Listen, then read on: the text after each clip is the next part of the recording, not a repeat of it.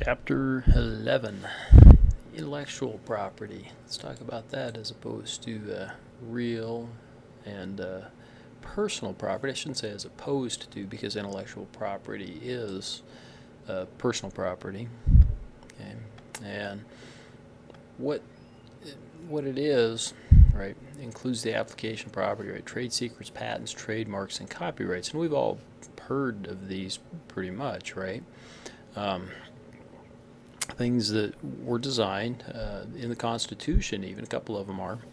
I believe patents, trademarks, and copyrights are held there because we believe it's correct to protect somebody's creations, I guess you would say, and give them an opportunity to profit from those, as opposed to letting people just copy them immediately. And we'll talk about that, maybe especially in regards to patents and whatnot. There we go. More productivity of new resources. Individuals will work harder to benefit themselves, families, and communities. And again, with modern technology, especially, you think about somebody or some company developing a new drug. With modern technologies, another company can very easily reverse engineer that and probably make a copy of that drug for little or nothing. But then where's the reward for the folks that originally created that drug? And while you might say, who cares? We get a cheap drug. The truth is then, what would be the incentive to invest in new technologies, new drugs, any of those things, if you in fact weren't given an opportunity to benefit from your find, your discovery, your invention, whatever the case may be. Yep, to promote science and arts. You get some faster R&D as a result, right? And you get the company sure gets the benefits of a competitive advantage. Company or the individual. So there can be, in business assets, there's tangible, right? Physical equipment, those types of things. But intangible can be things like knowledge-based resources. Get things like employee skills, talents, inventions, business methods, things like that. We don't talk a lot about those, but certainly you need to know the difference between intangible and tangible assets. Tangibles, something that you can feel, touch, use, etc. Whereas intangible isn't necessarily that way, but nevertheless has value. And sometimes tremendous value, sometimes more value than tangible assets. Trade secrets. A poorly disguised attempt. There it is. Yeah, maybe all the more crazy with the creepy clown thing that we've got going on. So trade secrets can be knowledge or info, right? Kept secret. There has to be reasonable measures taken. Some of the ones that we hear about, is Coke's secret recipe. Supposedly, there are three main components to the recipe, and they're kept in three different areas, and three individuals have access to one area. Right, and so no one person has access to all three for the secret recipe for Coca-Cola. Now that said, several years back there was actually some folks from Coca-Cola who supposedly had access to the recipe. They actually called up Pepsi and offered to share that recipe with them. Pepsi took the high road, the people at Pepsi did, and said, no, we want to compete on a fair basis, and they turned them over to the law, and I believe they got arrested. I don't know what the outcome was. My guess is they probably pleaded guilty to smaller charges and got away, right? There has to be some economic value. Colonel Sanders, his secret recipe of 11 herbs and spices and those types of things, right? Certainly have some economic value. I think what we probably see more today in terms of trade secrets are things like code that they have, developing software and those types of things, the type of code that they develop for whatever the case may be, right? I think those things are huge trade secrets, probably far more difficult even to keep secret in a lot of ways. So to protect, right, business must take reasonable measures. Okay, and what's reasonable? That's always open to interpretation, right? Audit, but they need to check periodically, right? Lock formulas, firewalls for the deals, regulate visitor access. Probably in a digital sense, this is something completely different than in a physical sense. But nevertheless, it kind of means the same thing, right? Limit the ability of other people to get in there. It wouldn't surprise me that some of these big firms have developed code the way, or save code or protect code the way Coca-Cola protects its recipe, that they would have different people working on different portions of it and then bring it all together, but keep the portions separate and protected that way. Employees, businesses must take reasonable measures to protect trade secrets from employees. Again, maybe maybe keeping parts of the code separate, parts of the recipe separate, whatever the case may be, because employees can up and go, right? They can come up and leave, and there is confidentiality and non-compete agreements for valid business purposes. So, if you're engaged in something that's pretty high profile at a company, there's pretty good reason that company would have you sign a non-compete. So if you left that company, you couldn't engage maybe in that same type of business, or that same whatever the case may be with the new company. Mark Hurd, I think, was an example. He had been at HP, and he left HP, which was Hewlett-Packard at the time, back when it was combined too, and he went to work for Oracle. And there was a little bit of a lawsuit over that HP was concerned that he would take some trade secrets with him that he was forbidden from taking with him. And so, it gets complicated. Can HP prevent him from going to work actually at Oracle? The guy's entitled to make a living.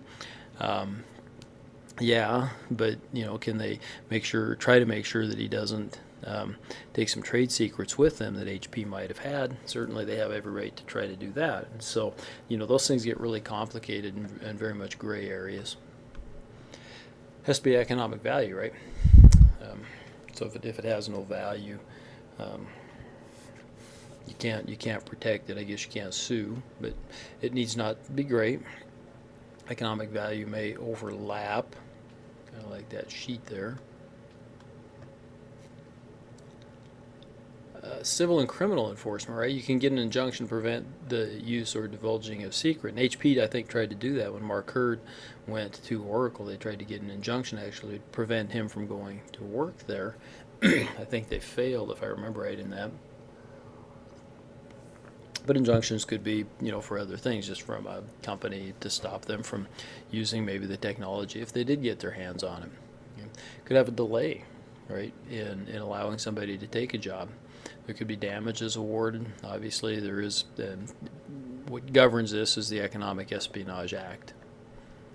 Patents. I don't know as much about these as anything. So they're a legal monopoly, right? And it provides that company or individual with a legal monopoly to copy and market for a period of time that particular item. And I think there's far more to it than this, but when we think of patents, we often think of pharmaceuticals. At least in today's day and age, they seem to dominate our coverage when we think of patents, and they're probably the easiest to kind of explain. Thomas Jefferson helped draft the first federal patent law and also invented numerous new devices himself. Look at that. Old Abraham Lincoln was the first American president to actually patent an invention. You can go to the patent office, and they used to. I haven't done it for a while, but you used to be able to. They had a pretty good search thing, and you could search and see if there's a patent for certain things. I think probably search by people to see what they patented. I'm not sure what Abraham Lincoln would have patented. So how do you obtain a patent? You file an app, pay a filing fee, explain the invention, show the difference from prior art, so your explanation might include artwork, right? Something that's kind of complicated maybe if it's a invention, mechanical, something like that.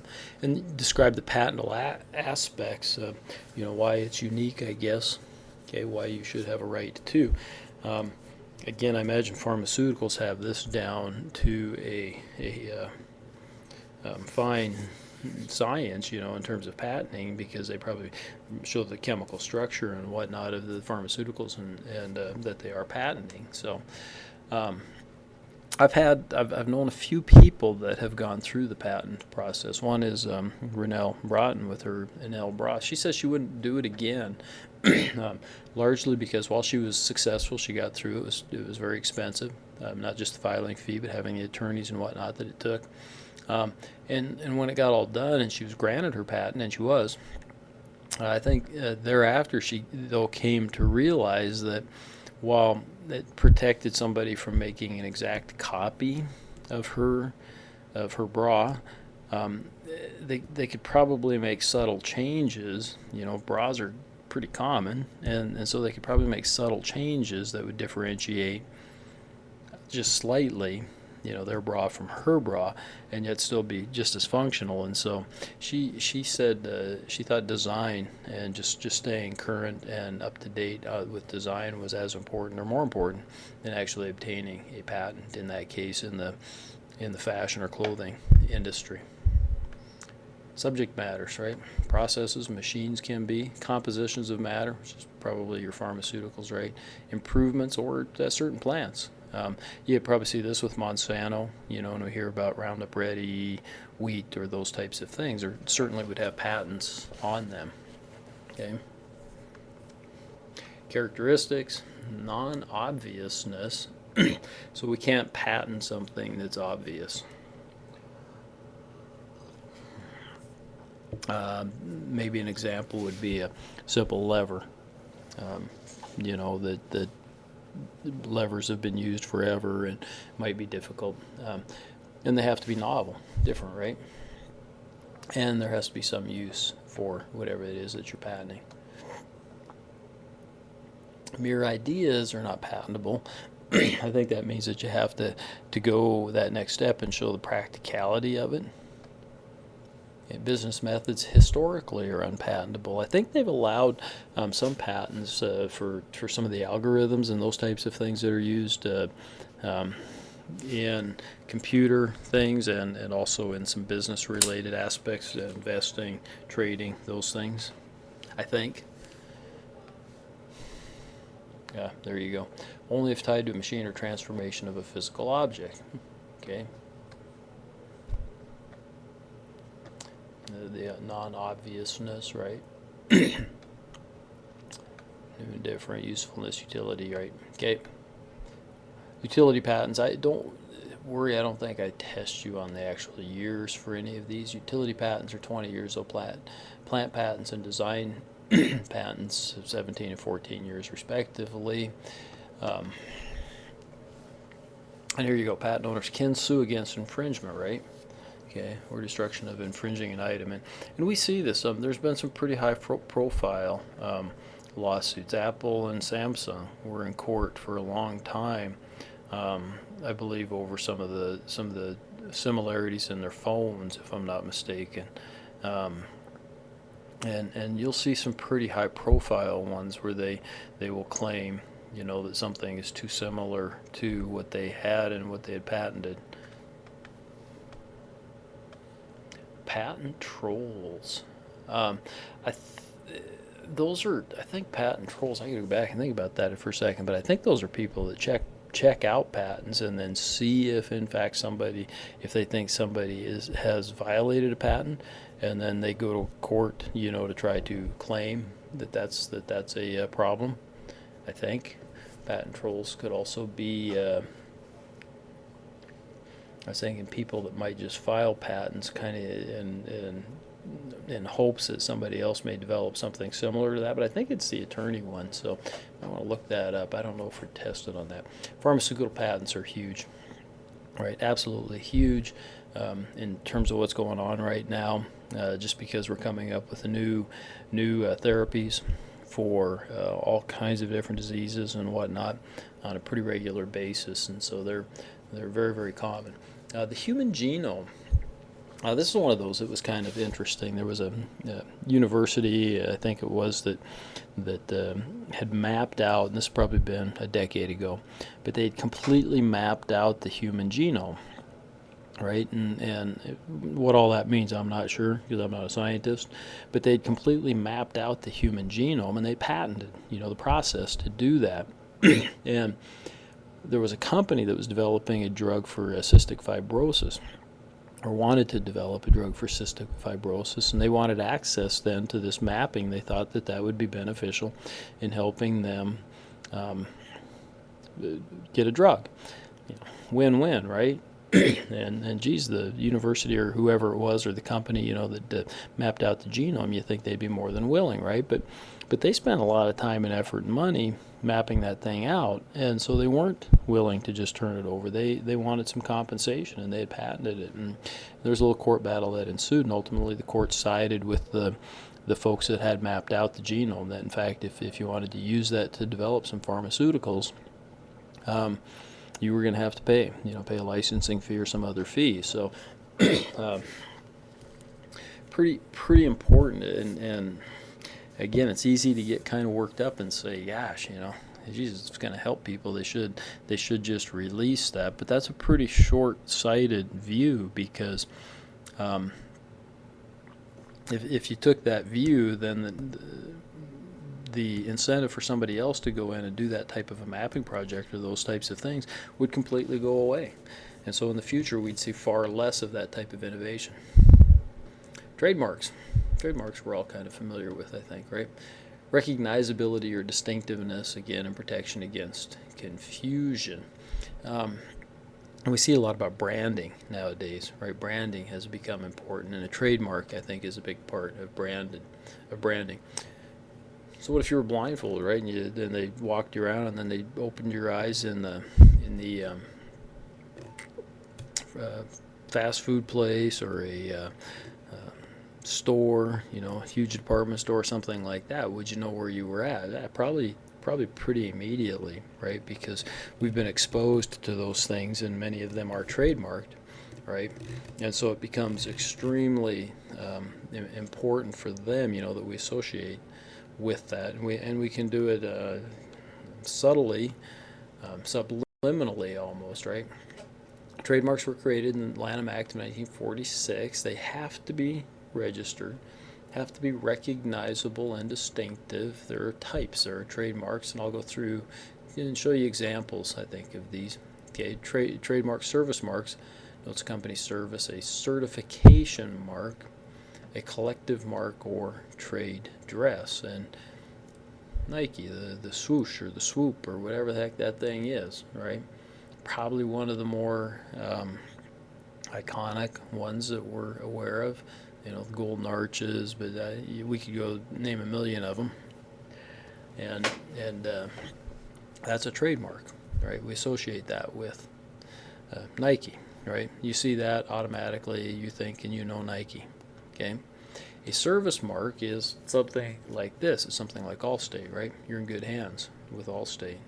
Okay, and it's a phrase. They probably have that trademarked, so nobody else can say you're in good hands with whatever the case may be. Okay, certification mark. I don't think I have an example of that here, but UL is Underwriters Laboratory. Another one might be, and that means that they've looked at something and they've determined that it fits the underwriter's criteria. Probably one that's more current. We don't see the UL so much anymore. Used to often. Electrical stuff primarily. Probably one that we see now maybe is Energy Star. Okay, if you see something that's got the Energy Star rating on it, you know that it's supposed to be energy efficient, et cetera, et cetera. So that would be another example. Maybe the old Good Housekeeping seal of approval, some things like that, right? Collective mark would be like Major League Baseball or the NBA or National Hockey League, obviously, or those types of things where organizations have gone together and created created a larger organization, you might say, with similar interests and whatnot, so they can create this collective mark. And then trade dress isn't so much anything here. It's not the John Deere. It's not even the deer. When I talk about trade dress, kind of here is what I'm speaking about is actually the color. Okay, and John Deere green. Okay, and we're all kind of familiar with John Deere green. And if you if you went to Sherwin-Williams and you asked them for John Deere green, if they could provide it to you, okay, John Deere probably gets a little cut of that. Actually, they have that probably trademarked or that trade dress protected because it's really, really important for their branding. Getting back to that. Okay, registration. So it has to be used in interstate commerce. It has to be distinctive, not the same. It can't be merely descriptive, can't be generic, and can't be prohibited or reserved, meaning a name or sign. So if somebody has a name, it's their natural born name, and you go to trademark that, you might have some difficulties doing that, right? Okay, names can kind of be reserved. And people have done that a little bit, even with companies. Little company's kind of a startup, and they're starting to do well, and they go to trademark their name, and they find out somebody already beat them to it. Oftentimes, they might get some relief in court, and the courts say, yeah, that person was basically maybe call them a trademark troll or something like that, and that can happen. And there's a notice. There is an official gazette for trademarks, and you have to renew it every 10 years. Several years ago in class, an article came up, and it was funny. I thought it was funnier than hell because it was a city in Minnesota had long trademarked the title "coldest city in the USA," or words to that effect, and apparently the 10 years had come up and they hadn't renewed that with the patent office, and so the city in Colorado jumped on that, and the city in Colorado apparently was a city that probably high altitude and got cold too at certain parts of the year anyhow, and so they went in and stole that basically because the other city hadn't renewed it. And I don't remember what the disposition of the case was. So secondary meaning, a public meaning that is different from its meaning, is a person's name or a descriptive term. We kind of talked about that, right? So some of those things kind of already exist, and you can't really take them. I can't really take them and trademark them. Civil violation, right? Infringements, remedies, damages, injunction, those types of things are all available. There can be a criminal violation for intentionally counterfeit products. So if you're counterfeiting John Deere stuff, like maybe making some toy tractors or something without their permission, that could actually be a criminal violation.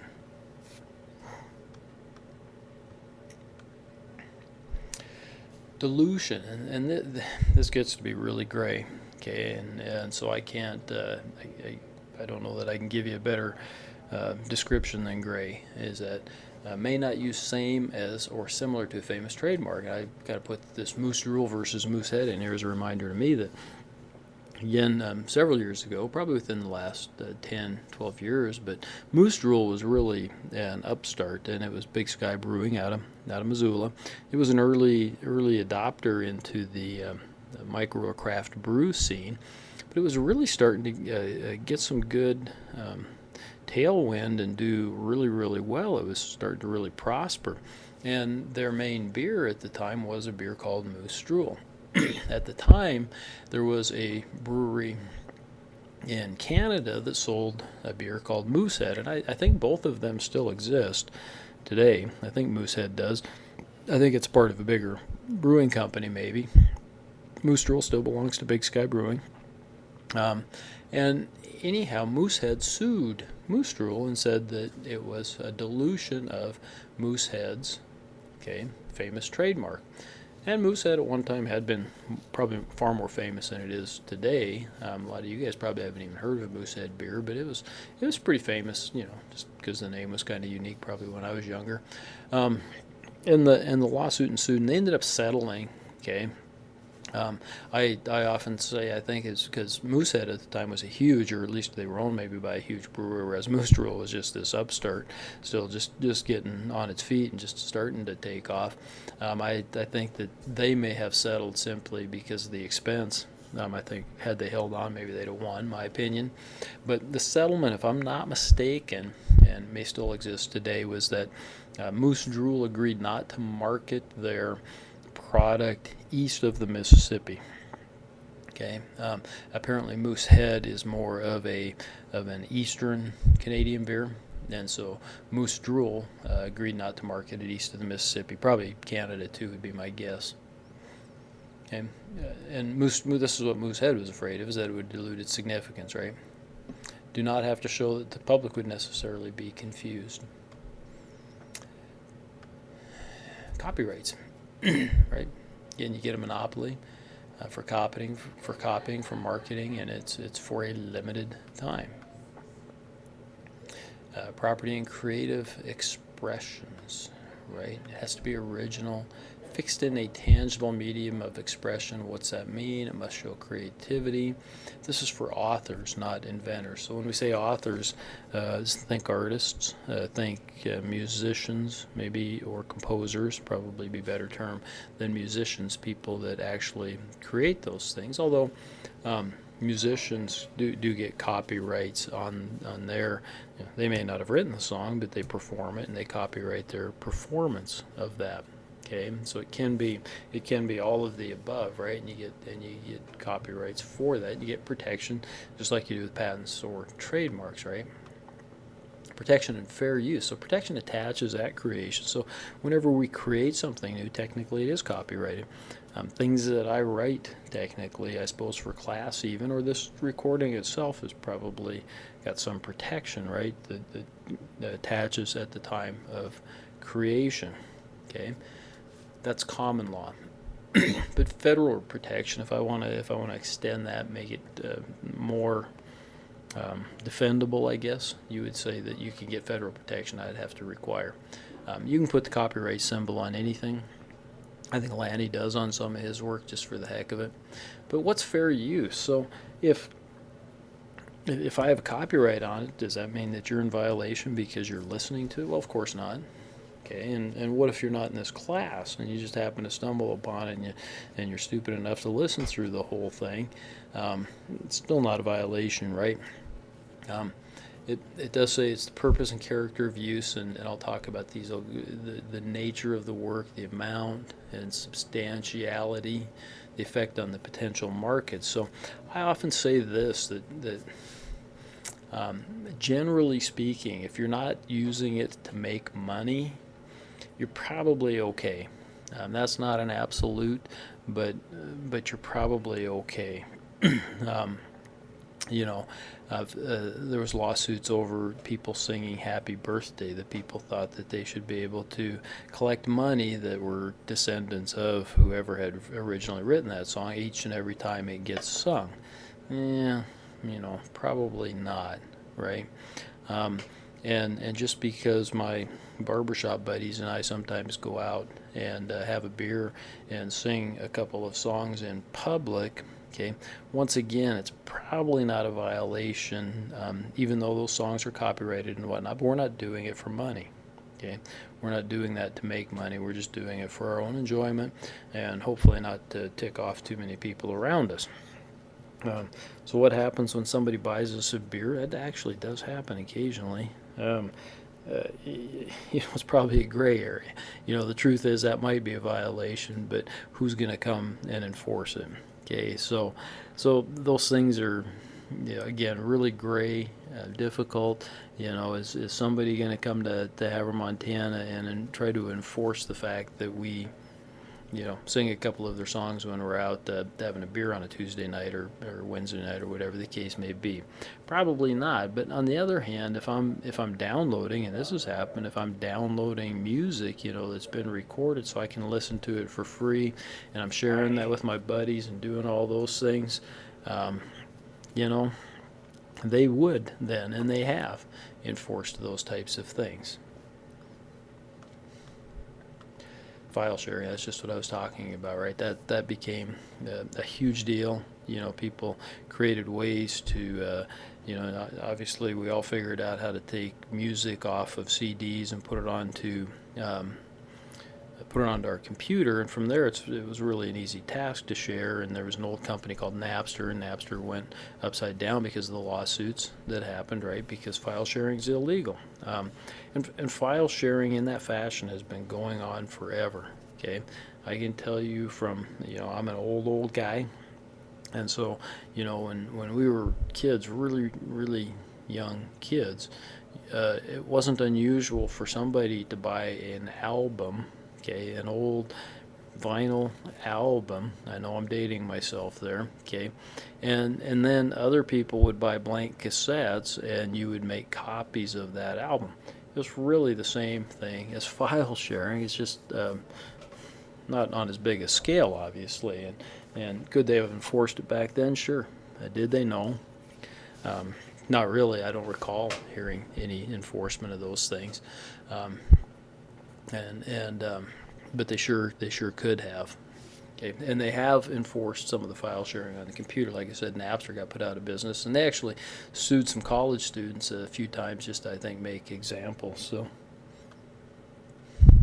the Digital Millennium Copyright Act kind of went in and talked about the file sharing and whatnot. So it's illegal to, if you're smart enough and you can hack around protective devices that are on the CDs, movies, and those types of things.